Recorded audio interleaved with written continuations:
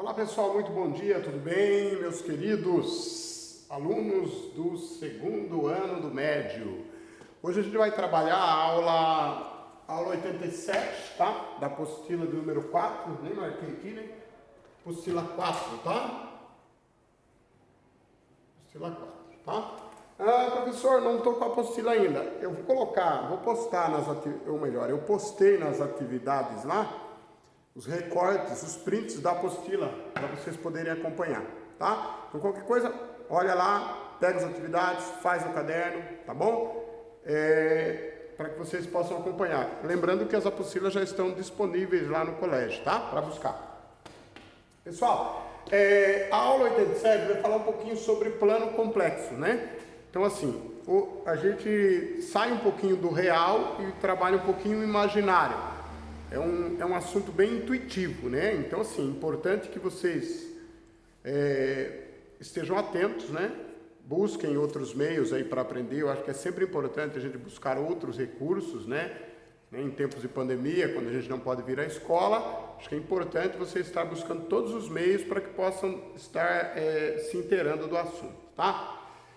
Bom, inicialmente, plano complexo. Lembrando que nós temos vários conjuntos numéricos, né? São eles conjuntos naturais, conjunto dos inteiros, conjuntos dos reais, ou melhor, conjuntos racionais, conjuntos irracionais e o conjunto dos racionais. Esse conjunto dos números complexos, ele aparece aquém, ou a parte desses conjuntos que eu acabei de dizer. Então, ele é um conjunto separado. Quem nunca ouviu lá falar que não existe resolução de raiz quadrada de número negativo dentro do campo dos reais? É legal que agora a gente vai trabalhar com os números complexos, que é a unidade imaginária, e na unidade imaginária a gente consegue resolver esse tipo de situação com raiz quadrada de número negativo, tá?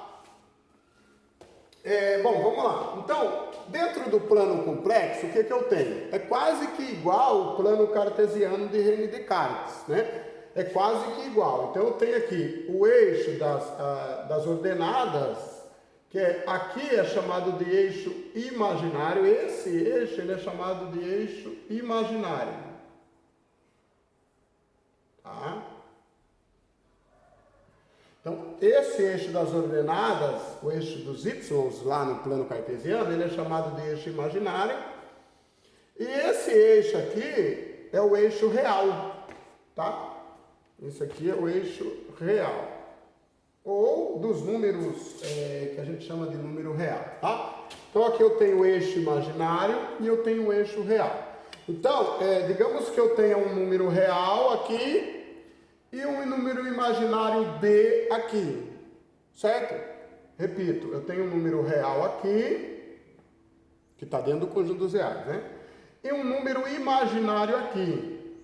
Então, a conexão desses dois números A e B, que seriam par-ordenados, ela vai gerar um número Z, que seria A e B, tá?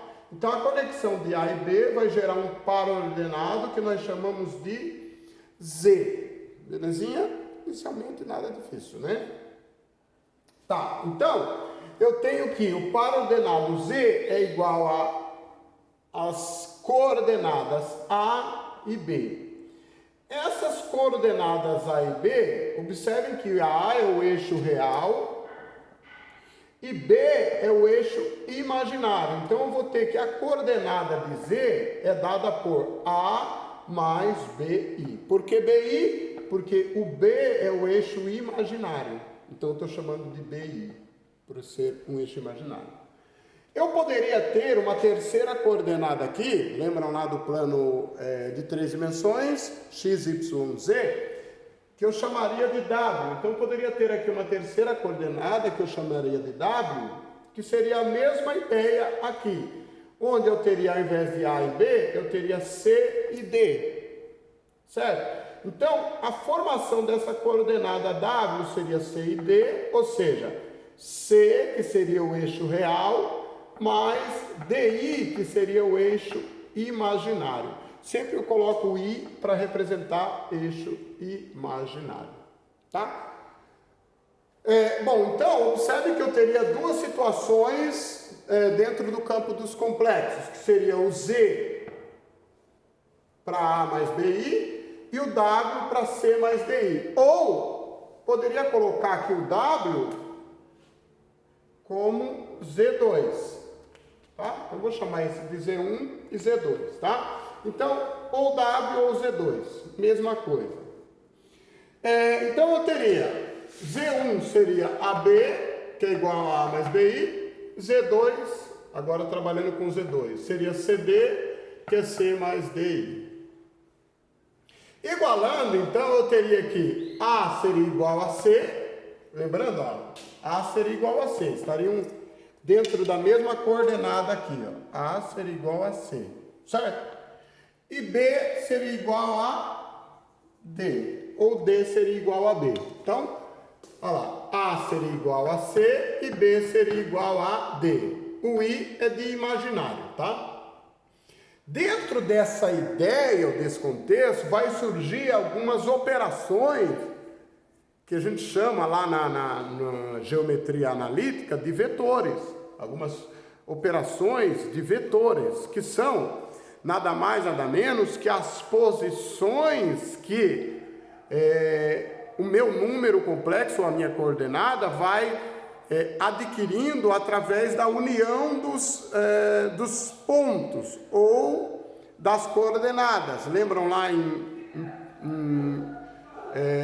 números inteiros ou reais, ou no plano cartesiano de René Descartes, quando eu queria fazer lá o gráfico de uma função, então, lá no plano de René Descartes, né, de duas dimensões, quando eu queria fazer o gráfico de uma função, ou de uma reta qualquer, ou de uma equação de segundo grau, né, de uma parábola, o que eu fazia? Eu ia juntando os pontos, né, eu ia juntando os pares ordenados até montar e formar.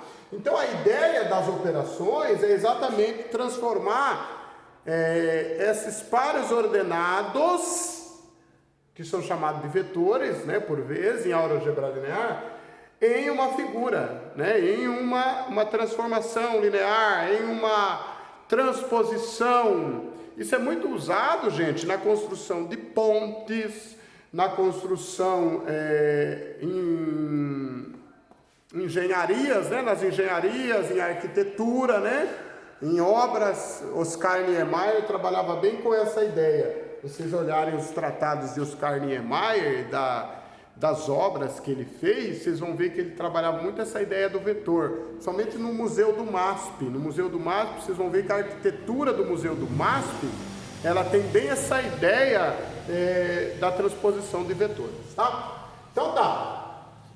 As operações vão surgindo conforme a necessidade. Então, digamos que eu tivesse um vetor U, certo? Uma coordenada U, que eu vou chamar de vetor, que seja Z mais W. Então agora vai aparecer, ó, tanto o Z quanto o W. Lembrando que o Z é AB e o W é CD, certo? Então, digamos que eu tenha lá um vetor U que é gerado, observe, o vetor U ele é gerado a partir da coordenada Z somada com a coordenada W. Então esse vetor U vai ser a coordenada Z, que seria A e B, e W, que seria C e D. Então eu vou somar. Observe que aqui é lógica, né, gente? Ó, primeiro a primeira de Z e a primeira de W. A segunda de Z e a segunda de W. Então eu somei A mais C e B mais D, certo? Então eu teria A mais C e B mais D, que seria a coordenada do meu vetor U, certo? Agora veja, como eu estou trabalhando no plano imaginário, então eu teria A mais C somado de B mais D, multiplicado pelo número imaginário I. Daqui a pouco a gente vai colocar em prática isso, vocês vão ver que não é tão difícil, tá? Ó, digamos que eu tivesse aqui agora o vetor V. O vetor V seria a coordenada Z menos a coordenada W. Observe que são operações que podem surgir. né?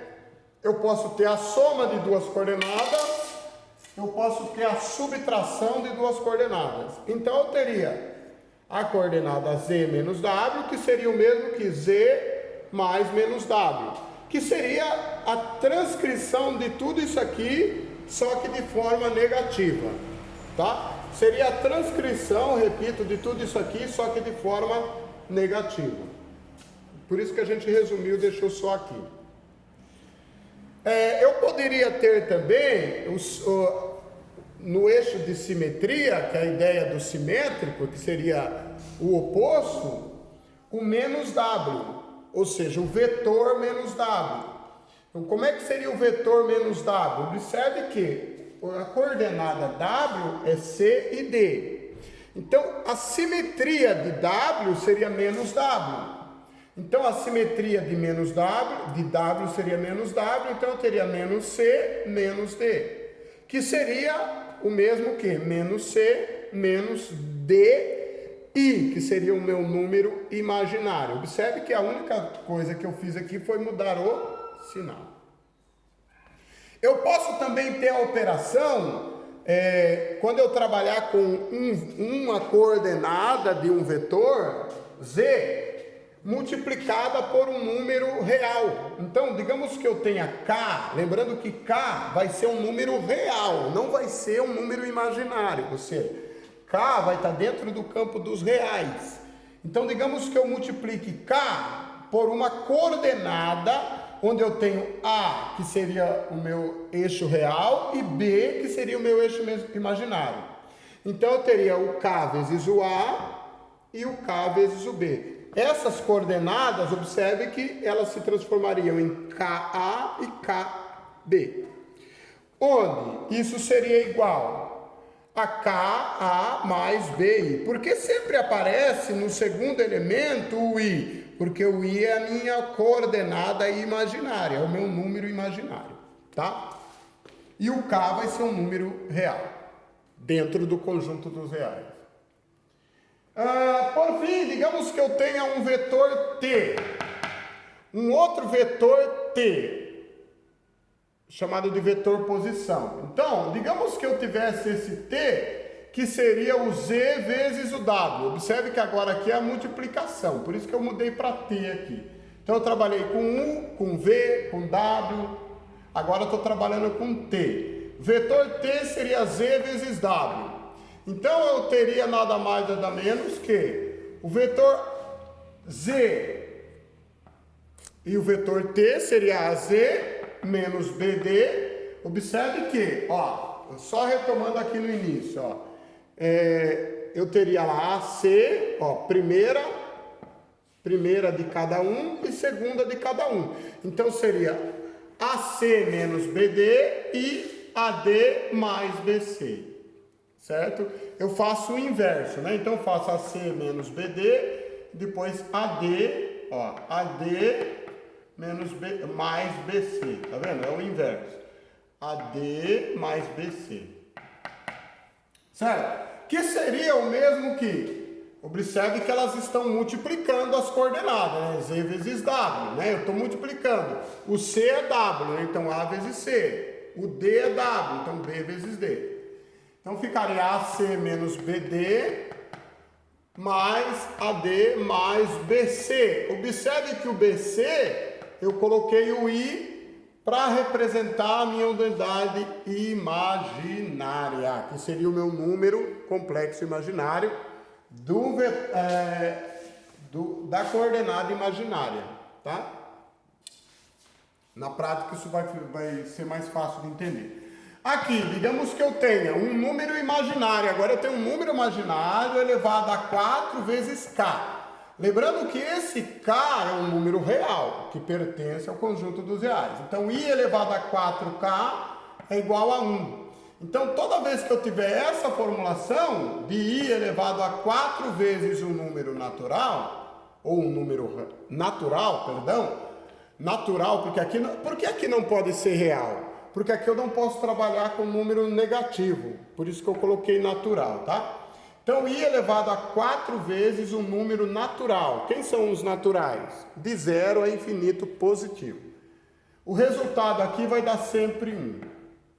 E quando eu tiver i elevado a 4 vezes um número natural mais um número imaginário, o resultado disso aqui dá sempre o número imaginário i. Isso é uma regra, tá? Aqui, i elevado a 4 vezes o número natural k somado com 2. O resultado vai dar sempre um número negativo, menos 1. E i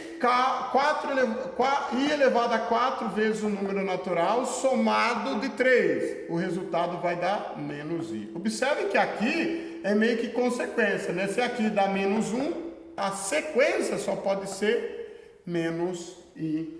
E fechamos aí a nossa explicação desse contexto que envolve a ideia de números ou plano cartesiano complexo. É óbvio que durante as aulas a gente vai dar uma aprimorada nesse assunto, de modo a vocês entenderem. Eu não estou com a minha apostila ainda, mas eu vou ver se eu consigo buscar hoje para ficar mais fácil para mim. Mas é isso, gente. Eu acho que dá para a gente trabalhar. Eu vou trabalhar os exercícios com vocês agora, vou fazer um outro vídeo trabalhando os exercícios, aí fica mais fácil para nós, beleza? Vamos que vamos!